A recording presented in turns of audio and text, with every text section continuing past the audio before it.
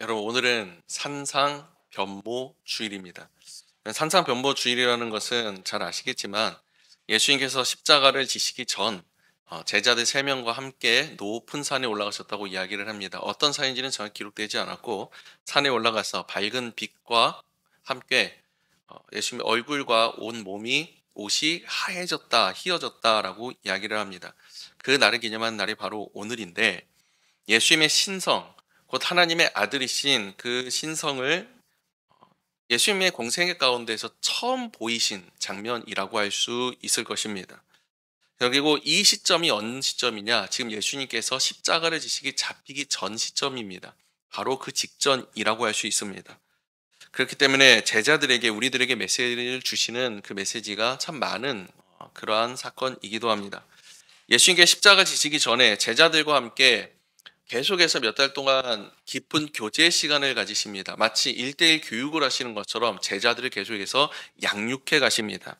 우리가 잘 아는 12 제자들이 그 중심이고 그들과 함께 오랜 시간을 계속해서 보내시는데 마지막에 한 가버나움에 이르러서 예수님께서 이렇게 물어보셔요. 사람들이 나를 무엇라고 하느냐, 누구라고 하느냐, 선지자입니다, 선생입니다, 여러 가지 이야기를 하는데 그럼 너희는 나를 누구라고 하느냐? 라고 묻자 베드로가 이렇게 이야기를 합니다. 뭐라고 얘기하죠? 주는 그리스도시요 살아계신 하나님의 아들이십니다 라고 고백을 합니다. 그 고백이 있고 난 직후에 생겨난 게 바로 이 산상변모 현상이었습니다. 그때 마가복음 9장 1절에는 이렇게 기록이 돼요. 그 말씀이 있고 난 이후 바로 또 그들에게 이르시되 내가 진실로 너에게 이르노니 여기 서 있는 사람 중에는 죽기 전에 하나님의 나라가 권능으로 임하는 것을 볼 자도 있느니라 하시니라. 때로는 이 말씀이 죽음을 보지 않고 하나님에게 올려가거나 또 그 전에 예수님께서 내려오시거나 뭐 이렇게 해석을 과거에는 이제 제자들은 그렇게 했었습니다. 하지만 그 다음에 적혀진 기록된 말씀이 산상변모예요. 다시 말하면 우리가 이후에 천국에 올라갑니다. 천국에 올라갈 때에 한번 상상을 많이 해봤을 거예요. 예수님께서 밝은 빛과 함께 천국 문을 여시고 나를 품에 안기 위해서 팔을 벌리고 계시는 그 장면. 지금 이 3명의 제자들이 보고 있는 현상이 그와 같은 것들이라는 겁니다. 그 옆에 모세가 있고 그 옆에 엘리야가 있고 그 강한 빛 가운데서 예수님께서 그들과 함께 이야기를 나누시며 제자들을 바라보시는 모습. 이 땅 가운데 임하는 천국의 역사, 그 영광을 그들이 보게 되는 장면이라는 겁니다. 그때에 제자 베드로가 이렇게 얘기를 해요. 예수께 고하되 라삐여 우리가 여기 있는 것이 좋사오니 우리가 초막셋을 짓되 하나는 주를 위하여 하나는 모세를 위하여 하나는 엘리야를 위하여 하사이다 하니. 여러분 이 말은 베드로가 자기가 무슨 말을 하고 있는지도 모르는 횡설수설하는 말이라고 할 수 있습니다. 지금 이 말을 하는 이유가 뭐냐면 그가 지금 황홀해요. 너무나도 좋아요. 그 장소가 천국 같고 너무나도 깊은 감동이 있는 그 장소, 그곳에 오래 머물고 싶기 때문에 그와 같이 이야기를 하고 있는데 이는 십자가 없이 영광을 누리고 싶어하는 사람의 욕망이 그대로 드러나고 있는 장면이다라고 할 수가 있는 것입니다. 여러분 십자가 없이는 생명이 없습니다. 십자가 없이는 구원이 없고 십자가 없이는 영광이 없습니다. 좋은 게 좋은 것이고 쉬운 게 쉬운 것이 아닙니다. 때로는 하나님께서 우리에게 십자가를 짊어지는 것처럼 우리에게 고난과 역경과 때로는 힘겨운 길을 보여주실 때도 있다라는 거예요. 근데 우리가 기억해야 되는 것은 무엇이냐면 그걸 뒤로 돌아서면 그걸 외면하고 돌아서면 그 건너에 있는 영광도 우리에게서는 멀어지게 된다는 사실입니다. 고난이 있다, 역경이 있다 하면 오히려 기뻐할 수 있기를 간절히 소망합니다. 반드시 하나님께서 그 영광 우리에게 허락하실 것이기 때문입니다. 근데 반대로 쉽게 얻은 것, 아무 노력 없이 아무 대가 없이 얻은 영광, 그 모든 것에 심취해서 머뭇거리지 않기를 바랍니다. 여러분 주일은 어떻게 보면 예수님의 영광이 나타나는 날이고 이 교회는 예수님의 영광이 임하는 장소다라고 할 수가 있을 것입니다. 그런데 우리가 기억해야 되는 것은 아무리 좋아도 매일같이 날마다 24시간 교회에 있을 수는 없다라는 거예요. 우리에게는 주어진 삶이 있고 하나님께서 주신 사명들과 그리고 가족들과 직장과 여러 장소들이 있습니다. 그 가운데로 우리를 파송해서 보내셔요. 모세가 하나님의 말씀을 들을 때에 40일을 산에 있었습니다. 그 시간이 얼마나 좋았을까요? 하나님과 함께 대화하시고 하나님과 함께 머무는 그 시간이 너무나도 행복한 시간이요, 너무나도 황홀한 시간일 것인데 하나님께서는 그를 산 아래로 내려보내신다라는 거예요. 왜냐하면 그를 기다리고 있는, 또 그를 통해서 이루실 하나님의 귀한 역사들이 이 땅 가운데 있기 때문이라는 거예요. 저 높은 산에 머무르는 것이 그에게 좋을지 모르거나 하나님께서는 그를 세상 가운데 보내신 것처럼, 여러분 이 시간 하나님께서 우리에게 말씀하시고 우리의 크신 영광으로 나타나시고 은혜를 허락하시는 것은 여기에서 만족하고 여기에서 기뻐하고 이것을 우리가 간직하고만 누리고만 있는 것이 아니라 세상 가운데에서 그걸 들고 나아가라고 하는 것인 줄 믿습니다. 제자들에게 이 같은 것을 보여주신 이유는 이후에 나를 이와 같이 만나게 될 것이고 이 같은 영광을 보게 될 것인데, 이제 너희가 해야 할 것은 세상 가운데 다시 그 산을 내려가는 것입니다. 그런데 제자들에게 예수님께서 이와 같이 보여주신 것은 또 다른 깊은 의미가 있습니다. 그것이 무엇이냐면 예수님의 신성을 드러낸 것이다 라고 말씀드렸잖아요. 예수님은 하나님의 아들이십니다. 하나님과 동격이 일하는 거예요. 하나님이세요. 그런데 그가 인간의 육신을 가지고 이 땅 가운데 내려오셨습니다. 이 땅 가운데 내려오시고 이 직후에 이제는 무엇을 하게 되냐면 채찍에 맞으시고 돌에 맞으시고 십자가를 지시고 십자가에 매달리시고 죽임을 당하시게 되는 겁니다. 인간으로 본다면, 한 사람의 인간으로 본다면 무력할 수밖에 없고 너무나도 나약할 수밖에 없는 그 모습일 수 있지만, 그가 그것 때문에 하나님의 아들이 아닌 것이 아니고 그에게 신성이 부재가 된 것이 아니라 하나님께서 주님께서 그 모든 것을 뒤로 하시고 오직 인간을 구원하시기 위해서 그 모든 것을 짊어지시고 계시다라는 거예요. 사랑하는 여러분, 이제 수요일부터 사순절이 시작이 됩니다. 사순절은 그저 예수님께서 고난을 받으셨구나 라고 생각하고 끝나는 기간이 아닙니다. 어린 시절에는 사순절이 뭔지 잘 몰랐습니다. 저기 시골에서는 그렇게 교육을 많이 해주지 않았던 것 같아요. 신학생이 된다고 하면서 사순절을 몰랐어요. 대학을 처음 들어갔는데 사순절이라고 하는 겁니다. 아니 사순절이 뭔데요? 라고 그때 처음 배웠어요. 그리고 나서 선배들이 이야기하는 게 이제는 PC방도 가면 안 돼. 놀러 가면 안 돼. 그 기간 동안에 거룩하게 지켜야 돼요. 여러분 생각해 보십시오. 그날이 좋았을까요? 제가 중고등학교 시절에 어머니와 함께 기도원을 가면 3박 4일을 집회를 합니다. 집회를 하면 밤 늦게 끝나는 게 아니라 새벽에 끝나요. 새벽 2시쯤에 보면 집에 들어와요. 3시간씩 4시간 기도를 시켜요. 그걸 했었고 때로는 종종 금식을 하면서 기도하기도 했었는데, 그런데 이 시간이 너무나도 힘들었어요. 왜냐하면 강제적으로 이 사순절이라는 것 때문에 강제적으로 나를 경건한 모습으로 만들어 가야 된다는 것이 너무나도 힘겨웠었다라는 거예요. 반발심이 생기더라는 거예요. 오늘날에 우리는 사순절이라고 뭐 하지 마라, 뭘 해라 이렇게 얘기하지는 않는 것 같습니다. 하지만 종종 포스터 같은 데 보면 뭐 미디어 금식, 뭐 놀이 금식 뭐 이래가지고 몇 가지를 적어서 그렇게 요구하고 이야기하는 분들은 종종 있었습니다. 그런데 여러분 사순절에 예수님께서 고난을 받으셨기 때문에 나도 놀이를 멈추고 나도 즐거움을 내려놓고 나도 그와 같이 고난을 받는 모습으로 만들어가는 기간이 아니라는 겁니다. 여러분 지난주 말씀 기억하십니까? 하나님께서 이 백성들에게 말씀을 기억하라고 하면서 만들라고 하신 게 있었어요. 그게 무엇이냐면 옥깃에 다는 술을 만들으라고 말씀하셨습니다. 그걸 만들어서 그걸 볼 때마다 하나님의 말씀을 기억하고 계명을 기억하고 하나님을 기억하라는 거예요. 그런데 사람들은 이후에 하나님께서 명령하신 것만 기억하게 돼요. 그게 무엇이냐면 만드는 거예요. 술을 만들고 다는 것. 지금 유대인들에게 보면 정말 많은 것들이 있습니다. 그러한 것들은 하나씩 하나씩 더욱더 더해진 거고 만들어진 것들입니다. 뿐만이 아니라 이 술은 나중에 분명히 보지 않아도 뻔하잖아요. 길이, 크기, 색깔, 모양, 재질 이런 것도 하나하나 정해가면서 이것에 맞으면 맞고 이것에 틀리면 아니야. 술을 통해서 하나님께서는 하나님의 말씀을 기억하고 하나님을 기억하라고 주신 것인데 그걸 만들고 그걸 매다는 것이 목적이 되어버리는 그런 모습들이 나타날 수밖에 없다는 겁니다. 사순절도 마찬가지입니다. 금식하는 것도 좋습니다. 말씀을 묵상하는 것도 좋습니다. 기도하는 것도 좋습니다. 하지만 그보다 중요한 게 무엇이냐면 주객이 전도되면 안 된다는 것입니다. 주님을 기억하는 것이고 주님을 생각하는 것이고 주님을 바라보는 주간이 바로 사순절이라는 겁니다.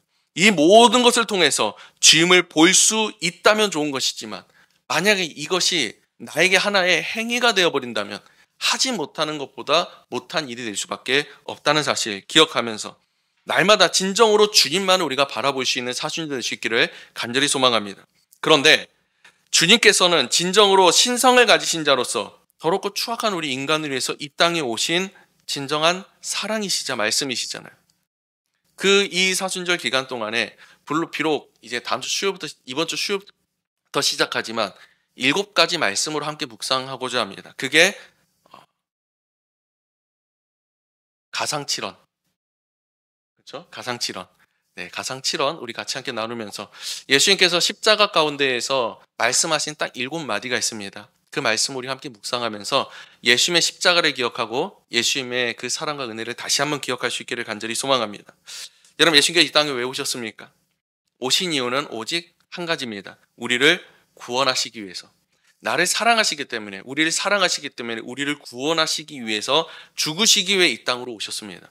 스스로 자멸할 수밖에 없는 인간을 위해서 이 땅에 오셨다라는 겁니다. 그로 말미암아 우리는 구원을 받았고 모든 순간, 그의 모든 순간은 구원을 위한 발걸음이었습니다. 하지만 사람들은 그것을 알지도 못하고 깨닫지도 못하고 그것을 원하지도 않았습니다. 여러분, 혹시 이런 말 들어보셨습니까? 아, 이거 참 좋은 건데. 옛날에 어릴 때 드라마 보면 그 복치는 약장수들이 와가지고 이야기하잖아요. 아, 이거 참 좋은 건데. 이거 한번 잡숴봐 하면서 이야기를 하잖아요. 요즘이야 인터넷에 검색해보면 약 성분이 뭐고 효과가 뭐고 부작용이 뭐고 다 나오지 않습니까? 그러니까 속은 사람이 없는데 당시에는 많이 속아 넘어갔단 말이에요. 우리 아이들을 키우다 보면 더욱더 그렇습니다. 답답할 때 많아요. 정말 좋은 걸 이야기를 해줘요. 좋은 걸 먹이고 싶어요. 좋은 걸 주고 싶고 좋은 걸 하게끔 하고 싶어요. 그냥 잘 따라갑니까? 안 따라가잖아요. 정말 좋은 건데, 내가 경험해 봤는데, 내가 다 겪어봤는데 아무리 이야기해도 들어먹지를 않아요. 그게 우리 자녀들이잖아요. 그런데 자녀들만 그렇습니까? 전도할 때는 어때요? 더 그렇지 않습니까? 세상의 모든 걸 다 준다 해도 바꿀 수 없는 것이 구원이지 않습니까? 그 구원을 공짜로 주겠다는데, 예수만 믿으면 그것을 허락하신다는데, 예수님께 십자가 지시고 부활하셨다는데 그걸 믿질 않아요. 사람들에게 전할 때에는 속이 답답해 터질 때가 너도 많지 않습니까? 전도를 하는 우리도 그런데 여러분, 그 당사자이신 예수 그리스도는 어떠시겠습니까? 여러분, 예수님 본인이 진정한 하나님의 아들이시고 그가 모든 족속을 구원하시기 위해서 선포하시기 이 땅에 오셨는데 사람들이 자신을 배척할 뿐 아니라 돌로 쳐 죽이려고 하고 자신을 모욕하고 뿐만 아니라 이제는 채찍질하고 십자가에 매달고 그에게 침을 뱉는 이 현상 가운데에서 가시 멀려가는 머리를 파고들고 있는데 온몸은 찢기고 있는데 이미 죽음의 문턱 가운데 있는데 그럼에도 불구하고 주님께서는 골고다를 오르셨다라는 거예요. 오직 한 가지를 위해서 말입니다. 우리를 구원하시기 위해서. 여러분, 한국 사람은 화가 나면 천국도 안 간다고 이런 말을 들은 적이 있어요. 어떤 목사님 그러시더라고요. 하나님께 화가 나고 삐지면 안 가요 이런다고. 그런 경우 종종 있지 않습니까? 아무리 좋은 걸 준다 그래도 화가 나면 이제 안 하겠다, 삐지면 안 하겠다고. 답답해요. 고통이 있고 내가 화가 나고 여러분, 그 순간 아무리 좋은 거라도 내가 해야 되는 것이라도 때로는 내팽겨치고 때려치고 싶을 때도 많다라는 거예요. 내가 이런 자들을 위해서, 이런 사람들을 위해서, 나를 모욕하는 이들을 위해서 여러분, 이러한 인간적인 모든 생각을 뒤로 하시고 걸으신 길이 바로 십자가의 길이요 구원의 길이라는 겁니다. 모든 걸 내어주신 겁니다. 육신뿐만이 아니라 그의 물과 피와 눈에 보이지 않는 모든 것들까지, 그뿐 아니라 자신의 마음과 모든 생각과 모든 뜻까지 다 내려놓으시고 다 내어주신 사건이 바로 이 십자가의 사건이라는 거예요. 특별히 예수님의 십자가 이후에, 십자가는 이후에 이 그리스도인들에게 있을 징조 중에 하나였습니다. 그게 무엇이냐면 그리스도인들이 이후에 어떻게 됩니까? 예수님이 죽으시고 부활하시고 승천하신 이후에 로마 시대에 이들이 다 죽임을 당하기도 하고 핍박을 당하고 베드로는 십자가에 거꾸로 매달려 죽이고 여러 많은 사건들이 있었잖아요. 사자 밥에 던져지고 주님께서 보여주신 십자가에서 보여주신 그 모습과 그 말씀의 모든 것들은 이후에 그리스도인들이 너희들이 보여주어야 할 것을 그가 보여주신 겁니다. 그 모든 입술을 통해서 그 순간을 어떻게 이겨내야 하는지를 보여주신 거라는 거예요. 그래서 그리스도인들이 사자밥에 던져졌을 때도 하나님을 찬양하고 하나님께 영광을 돌리고 그 가운데 죽음 가운데서 감사하는 모습이 있었지 않습니까? 사랑하는 여러분, 우리도 이 십자가를 묵상할 때에 우리 안에도 예수님과 같은 모습들이 이 말씀 한 구절 한 구절들이 우리 가운데 나타날 수 있기를 간절히 소망합니다. 그러면 그 첫째 말씀이 무엇이었냐? 34절입니다. 이에 예수께서 이르시되 아버지 저들을 사하여 주옵소서 자기들이 하는 것을 알지 못하님이다 하시더라. 저들을 사하여 주옵소서. 아버지 저들을 사하여 주옵소서. 억지로 십자가를 지고 마지못해 짊어지고 꾹꾹 참으신 것이 아니라 그 모든 마음까지 그 모든 것까지 구원을 위해서 완성을 해서 내어 주셨다라는 거예요. 인간을 사랑하셨어요. 제가 아들에게 화를 내는 경우가 극히 드뭅니다. 근데 간혹 화를 내거나 짜증을 낼 때가 있습니다.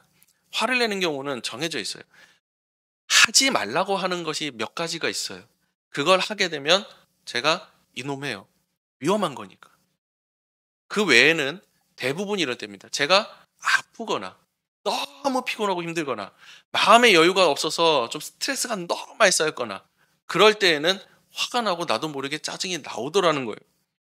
여러분 저만 그렇습니까? 여러분 어떠십니까? 사람은 누구나 그렇지 않습니까? 한 프로그램에서 혹시 보신 적 있는지 모르겠습니다. 꽤 오래된 겁니다. 한 20년 더 된 것 같은데 한 프로그램에서 한 부부가 나왔어요. 근데 그 두 부부 다 가난하고 너무 아파요. 암도 걸려 있고 정말 많이 아픈데 근데 이 여성분은 주인공인데 더 많이 아파요. 근데 이 둘이 날마다 행복하게 웃으면서 살아가는 모습들이 보여요. 제가 듣기로는 기독교인으로 알고 있었어요. 그래서 신앙으로 믿음으로 이겨나가나 보다라고 생각을 했고 수많은 사람들이 그 영상을 보고 그 프로그램을 보고 희망을 얻고 나도 정말 힘을 내야지 힘을 얻었는데 불과 1년도 되지 않았습니다. 몇 달 뒤에 그가 동반 자살을 했다라는 거예요. 아니 다 이겨낼 수 있는 것처럼 보였어요. 화면상에 나온 게 정말 행복해 보였어요. 그런 육신의 아픔이라는 게 그런 겁니다. 마음의 아픔이라는 게 그런 거라는 거예요. 정말 힘들고 정말 아플 때에는 모든 것을 다 포기하고 내려놓고 싶은 게 사람이라는 겁니다. 여러분 예수님 진정한 사람이셨습니다. 인간이셨습니다. 우리의 아픔과 고통과 모든 것을 다 느끼신 분이십니다. 그분이 십자가에 매달리셨어요. 아파요. 사람이 당할 수 있는 가장 극심한 고통 중에 하나가 십자가 고통인데 그 가운데에서 여러분 보십시오. 그 앞에 눈 앞에 있는 자는 누군지 한번 보십시오. 34절 후반절입니다. 그들이 그의 옷을 나눠 제비를 뽑을세. 백성은 서서 구경하는데 관리들은 비웃어 이르되 저가 남을 구원하였으니 만일 하나님이 택하신 자 그리스도면 자신도 구원할지어다 하고 군인들도 회롱하면서 나와서 심포도를 주며 이르되 내가 만일 유대인의 왕이면 내가 너를 구원하라 하더라. 예수님 십자가 지셨습니다. 왜 지셨냐면 인류를 구원하시기 위해서 지셨는데 지금 눈앞에 본인이 힘겹고 어렵고 고통, 극심한 고통 가운데 있는데 눈앞에 있는 자들은 자신을 희롱하는 자들이에요. 자신을 모욕하는 자들이에요. 예수님의 그 속옷이잖아요. 그 작은 옷 그게 해봤자 얼마나 됩니까? 작은 이익 때문에 예수를 바라보지 않고 제비를 뽑는 사람들입니다. 이전에 오병이의 기적을 보여주고 수많은 기적을 보였을 때 그를 왕으로 삼으려고 했던 무리들은 이제는 구경하고 있어요.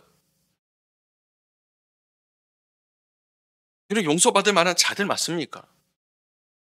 여러분 간혹 뉴스에 나오면 화가 치밀어올 때가 있습니다. 작은 것부터 큰 것까지 어떻게 사람이 저럴 수 있는가? 제3자가 보면 화가 나요. 여러분 당사자 이야기를 들은 적이 있어요. 한 사람이 폭행을 당했는데 그 폭행한 사람은 이후에 10년, 20년 가정을 이루고 아름답게 가정을 이루고 행복하게 잘 살아가더라는 거예요.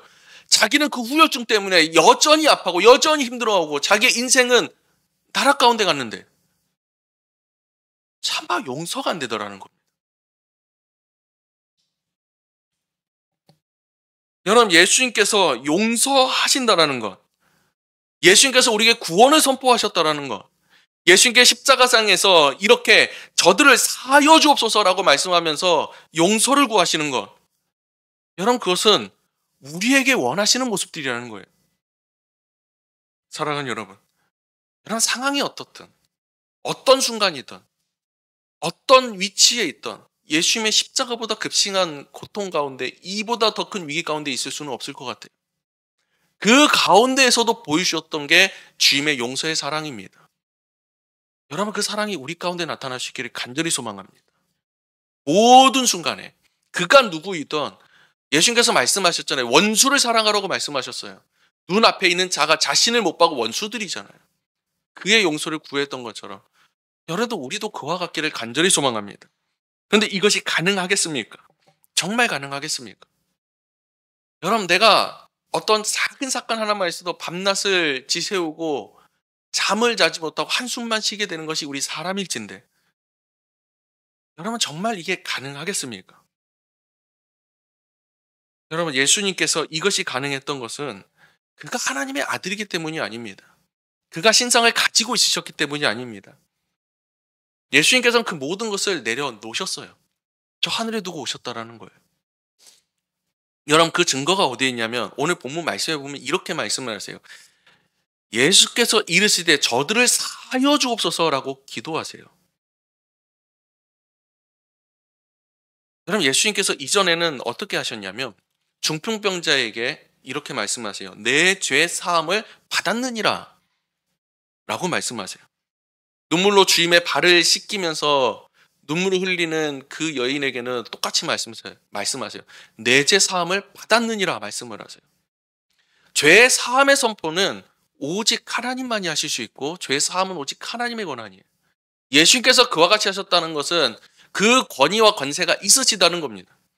그런데 지금 십자가에 매달리신 예수 그리스도께서는 그 모든 권세를 내려두신 거예요. 인간의 모습 그대로 그 자리에서 모든 걸 감당하시는 겁니다. 어떤 한 신학자 이렇게 얘기합니다. 예수님께서는 그 누구보다 인간이 되고 싶으셨다고. 왜냐하면 우리를 너무 사랑하셔서, 사랑하는 자를 닮고 싶은 것처럼 우리를 너무 사랑하셔서 그와 같이 되기를 원하셨다고. 십자가 가운데에서 인간의 모습 그대로 그 자리에 달리신 거라고. 여러분, 그가 어떤 권위가 있기 때문에, 그가 신성을 가지고 있기 때문에, 어떤 연기를 하시면서, 고통을 연기를 하시면서 이렇게 용서하신 게 아니라는 겁니다. 우리와 같은 고통 가운데에서 그들을 용서하신 거예요. 이게 가능했던 이유, 첫째는 무엇이냐면 그가 하나님만을 바라봤기 때문이에요. 아버지를 보고 있기 때문이에요. 아버지를 바라보며 기도하고 있기 때문입니다. 여러분, 우리는 고난을 기도로 이겨내야 된다고 이야기합니다. 고통을 기도로 이겨내야 된다고 이야기합니다. 증오와 그 모든 것들을 기도로 이겨내야 된다고 얘기합니다. 정말 힘겹고 정말 어려울 때 기도가 나오냐고요. 안 나올 때도 많아요. 하나님을 생각하지 못하고 하나님을 여전히 바라보지 못하고 모든 순간에 내가 하나님과 함께 있지 못하면 하나님께 기도하지 못한다라는 거예요. 우리 주님께서 이와 같이 할 수 있었던 단 한 가지 이유는 주님을 바라볼 수 있었기 때문이라는 거예요.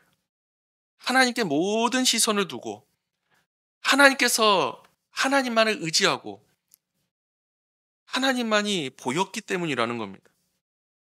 사랑하는 여러분, 상황이 때로는 사람이 우리를 힘겹게 할 때도 있습니다. 그때 사람을 보면, 그때 상황을 보면 우리에게 불평과 원망이 나올 수밖에 없습니다. 더욱이 나를 보면 더욱 그렇지 않겠습니까? 여러분, 예수님께서 한번 생각해 보세요. 그 예수님의 시점 가운데에서 눈앞에 있는 자신을 조롱하는 자들을 보면, 자신의 눈을 들여 자신의 몸에 흐르고 있는 피가 찢긴 상처를 보면, 내 귀를 열어서 그들이 하고 있는 말을 들으면 여러분, 거기서는 화가 치밀어 올 수밖에 없을 것 같아요. 그런데 내 눈이 하나님을 향하고 있고 내 귀가 하나님의 음성을 향하고 있다면, 여러분, 그 이상의 그것보다 우선되고 있다면 여러분, 이와 같은 용서가 나올 수 있다라는 겁니다. 사랑하는 여러분, 때로는 상황을 보면서, 사람을 보면서 실수할 때 있지 않았습니까? 과거를 곱씹어 보면 내 앞섰던 것들 때문에, 혈기 때문에 돌이킬 수 없는 그러한 순간들 있지 않습니까? 작은 욕심들 때문에, 작은 지식 때문에 사로잡혀 있지 않습니까? 사로잡혀서 실수할 때 있지 않았습니까?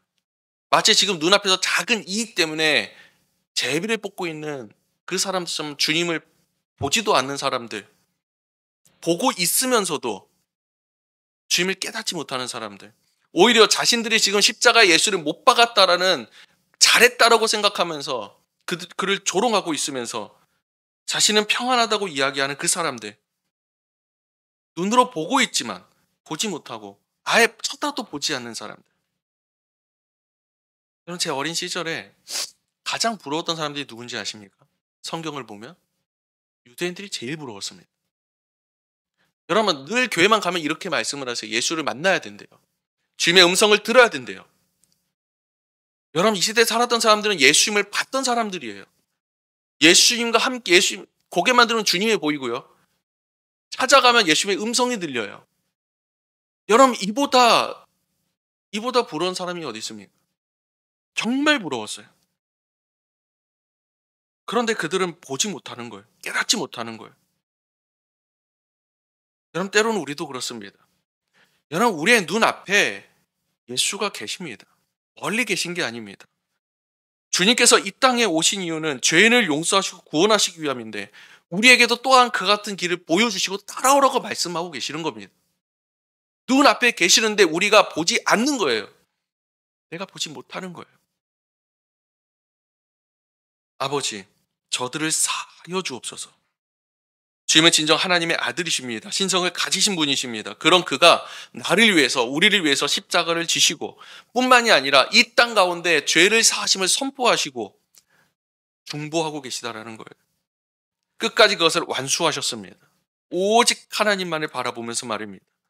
여러분, 오늘 주님께서 우리에게 말씀하시지 않습니까? 하나님께서 늘 우리에게 길을 보여주시지 않습니까? 내가 그것을 외면할 뿐이죠. 우리는 모두가 하나님의 백성이고 하나님의 자녀가 되었습니다. 예수께서 우리 안에 계심을 말미암아 우리는 이 땅의 백성이 아니라 천국의 백성이 되었습니다.